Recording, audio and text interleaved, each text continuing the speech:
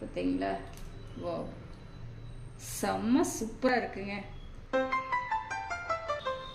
Hello friends, welcome to Eswari சமையல். இன்னைக்கு வந்து நம்ம ஈஸ்வரி சமையலில் சேமியா வச்சு ஒரு ஸ்வீட் பருப்பி வந்து செய்ய போகிறோங்க. ரொம்ப ரொம்ப டேஸ்ட்டாக இருக்கும், குழந்தைங்களுக்கெல்லாம் ரொம்ப பிடிக்குங்க. அதுவும் ஒரு புதுமையான ரெசிபி. இப்போ வந்து இந்த ரெசிபி எப்படி செய்யலான்ட்டு பார்க்கலாம் வாங்க. இன்னைக்கு வந்துட்டு நம்ம சேமியா பருப்பி வந்து செய்ய போகிறோங்க. அதாவது நம்ம எப்படி மைசூர் பாக்கு செய்வோமோ அதே மாதிரி நம்ம சேமியா பருப்பி செய்ய போகிறோம். நான் வந்து இது ஃபேவரட் சேமியா வந்து 1 கப் எடுத்திருக்கேங்க. இது ரோஸ்டட் சேமியா தான். நீங்கள் வறுக்காத சேமியாவுனாலும் சேர்த்திக்கலாம். நல்லா திக்கான சேமியா. இந்த சேமியாவை நம்ம வந்து திருப்பி நெய்யில் வந்து நல்லா வறுத்துக்கலாங்க. அடுப்பு ஆன் பண்ணிட்டேங்க. ஒரு 2 ஸ்பூன் நெய் சேர்த்துக்கலாம்.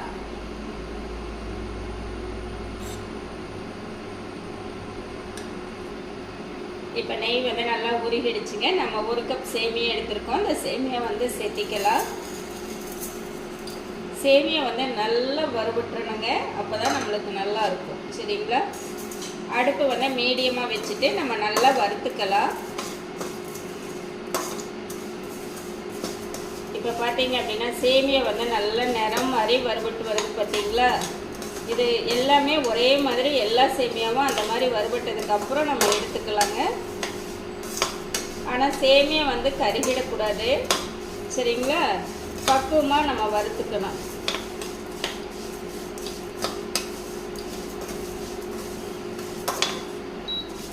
நம்மளுக்கு சேமியா வந்து நல்லாவே வறுபட்டுருச்சுங்க. பார்த்தீங்களா? எல்லாமே ஒன்று போல் நல்லா வறுபட்டுருச்சு. இந்த மாதிரி வறுபட்டது அப்படின்னா தான் நம்மளுக்கு நல்லா அந்த முறுமுறுன்னு அந்த தன்மை வந்து கிடைக்குங்க.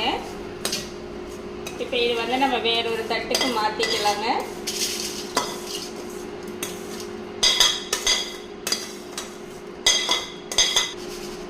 இருக்கட்டும். நம்ம அதே கடாயை வச்சுட்டோங்க. நம்ம ஒரு 1.25 கப் சர்க்கரை சேர்த்திக்கலாம். அடுத்து வந்து 1/4 கப்புங்க. மொத்தம் 1.25 கப் சேர்த்தணும் அப்படின்னா நல்லா தித்திப்பாக நல்லா இருக்குங்க. இப்போ நம்ம சர்க்கரை எடுத்து அதே கப்பில் 1/2 கப் தண்ணி சேர்த்திக்கலாங்க. 1/2 கப் சேர்த்திக்கலாங்க. இல்லை அப்படின்னா நம்ம சர்க்கரை மூழ்கிற அளவுக்கு சேர்த்தினோம்னா கரெக்டாக இருக்கும். சரிங்களா? இப்போ நல்லா கலந்து விட்டுறலாங்க. சர்க்கரை வந்து நல்லா கரைஞ்சி வரட்டும். நம்மளுக்கு பாகு வந்து நல்லா கொதிச்சுட்டு இருக்குது இல்லைங்களா? இந்த டைமில் வந்துட்டு நம்ம எடுத்து ஊற்றுறதுக்கு வந்து ஒரு தட்டில் வந்து நெய் அப்ளை பண்ணி வச்சுக்கலாங்க. ஏன்னா இதெல்லாம் கொஞ்சம் முன்னாடியே செஞ்சு வச்சுக்கணும். அப்போ தான் நம்மளுக்கு வந்து டென்ஷன் இல்லாமல் டக்குன்னு எடுத்து ஊற்றிக்கலாங்க. இதில் வந்து கொஞ்சம் தாராளமாகவே நெய் சேர்த்திட்டிங்க அப்படின்னா நம்மளுக்கு ஒட்டாமல் வருங்க. இது அப்படியே இருக்கட்டும். இது வந்து சிம்பிளாக செய்யக்கூடிய ஒரு ஸ்வீட்டுங்க. டக்குன்னு நம்ம செஞ்சு வச்சுக்கலாம். குழந்தைகளுக்கெல்லாம் நம்ம செஞ்சு வச்சிட்டோன்னா ஸ்நாக்ஸாகவும் கொடுத்துக்கலாம். நம்ம வீட்டுக்கு யாராவது விருந்தாளிகள் வராங்க அப்படின்னாலும் நம்ம அவங்க வர்றதுக்குள்ளேயே டக்குன்னு நம்ம ஈஸியாக செஞ்சிடலாங்க. அந்தளவுக்கு ஒரு சிம்பிளான அதே டைமில் நல்ல டேஸ்டான ஒரு ஸ்வீட்டுங்க. இப்போ நம்மளுக்கு பாகு வந்து எந்த அளவுக்கு ரெடி ஆயிருக்குன்னு பார்க்கலாங்க. பாகு பதம் செக் பண்ணும்போது நமக்கு வந்து அது வீடியோவுக்கு வரலைங்க. அதாவது ஒரு கம்பி பதம் லைட்டாக உடஞ்சி வரும் பாருங்க. அந்த டைமில் நீங்கள் சேர்த்துனீங்கன்னா கரெக்டாக இருக்கும். இப்போ வந்து நம்ம சேமியா சேர்த்திக்கலாங்க.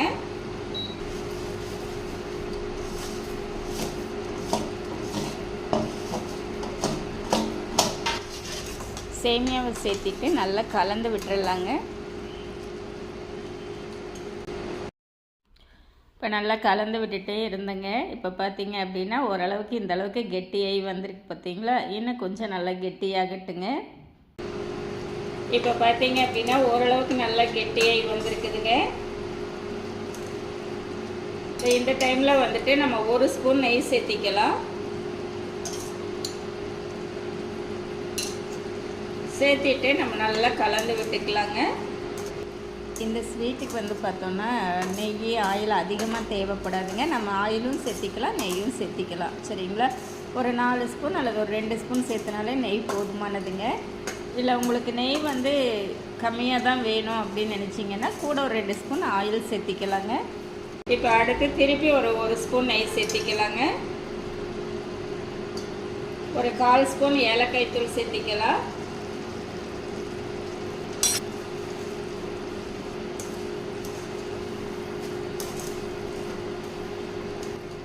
நல்லா ரெடி ஆகிடுச்சுங்க. இந்த பாத்திரத்தில் ஒட்டாமல் அப்படியே வருது பார்த்திங்களா, இதுதான் நம்மளுக்கு பக்குவங்க. இல்லை அப்படின்னா மேலே பூத்த மாதிரி வரும், அதுதான் பக்குவம். இப்போ எடுத்துக்கலாங்க.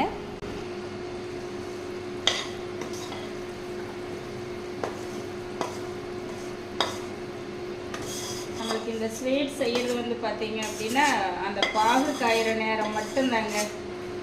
இப்போ பாருங்கள், நம்ம ஒரு ஸ்பூன் வச்சு நல்லா சமன்படுத்தி விட்டுடலாம். நான் கொஞ்சம் பெரிய தட்டை எடுத்துட்டேங்க.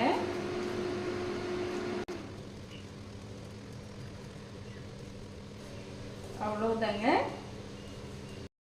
இந்த ஸ்வீட் வந்து நம்ம எல்லாமே நல்லா லெவல் பண்ணின உடனேவே நம்ம வந்து பீஸ் போட்டுருணுங்க. இல்லை அப்படின்னு சொன்னால் ரொம்ப கெட்டியாகிடும். அதாவது நம்ம எப்படி நிலக்கடலை பருப்பி செய்வோம்னா அதே மெத்தேடு தாங்க. இப்போ எல்லாமே நம்ம பீஸ் போட்டு வச்சிடலாங்க. வச்சுட்டு ஆறுனதுக்கப்புறம் நம்ம பார்க்கலாம்.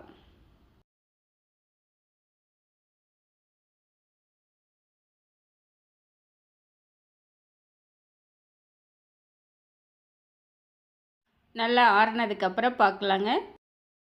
இப்போ வந்து நம்மளுக்கு நல்லா ஆறிடுச்சுங்க. இப்போ நம்ம வந்து அப்படியே எடுத்துக்கலாம். பார்த்தீங்களா, தானாகவே வருது.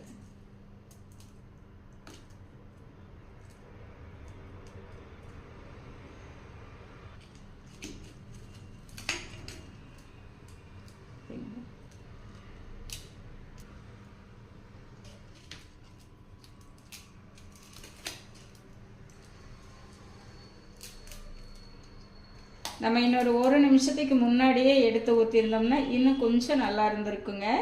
சரிங்களா, நீங்கள் அது மாதிரி கரெக்டாக அந்த பூத்து வரும்போது டக்குன்னு எடுத்து ஊற்றிடுங்க. நம்ம 1 நிமிஷம் விட்டுட்டோங்க.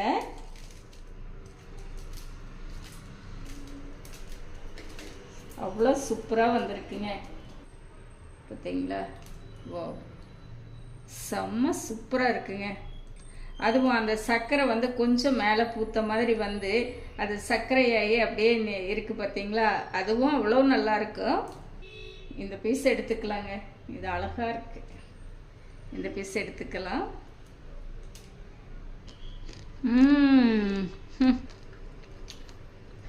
அந்த சேமியா வந்து பார்த்திங்க அப்படின்னா நல்லா மொறு மொறுன்னு கிறிஸ்பியாக நம்ம இந்த சர்க்கரை பாகோடு சேர்ந்து சாப்பிட்றதுக்கு அவ்வளோ நல்ல டேஸ்ட்டாக இருக்குங்க. ஒரு நல்ல ஸ்வீட்டுங்க. நீங்களும் இது வந்து ஒரு டைம் நீங்கள் ட்ரை பண்ணி பாருங்கள், உங்களுக்கு ரொம்ப பிடிக்கும். இது எல்லாருக்குமே ரொம்ப பிடிச்ச ஒரு டிஃப்ரெண்ட்டான ஒரு ஸ்வீட்டுங்க. அந்த நெய் வாசத்தோட அவ்வளோ சூப்பராக இருக்குங்க. எனக்கு நான் செஞ்ச இந்த ரெசிபி வந்து உங்களுக்கு ரொம்பவே பிடிச்சிருக்குன்னு நினைக்கிறேன். இந்த மெத்தேடில் நீங்களும் செஞ்சு பார்த்துட்டு எப்படி இருக்குன்னு கமெண்ட் பண்ணுங்கள். பிடிச்சிருந்தா லைக் பண்ணி ஷேர் பண்ணுங்கள். நம்ம ஈஸ்வரி சமையலை சப்ஸ்கிரைப் பண்ணி வச்சுக்கோங்க. இனி ஒரு நல்ல வீடியோவில் பார்க்கலாங்க. பாய் பாய்.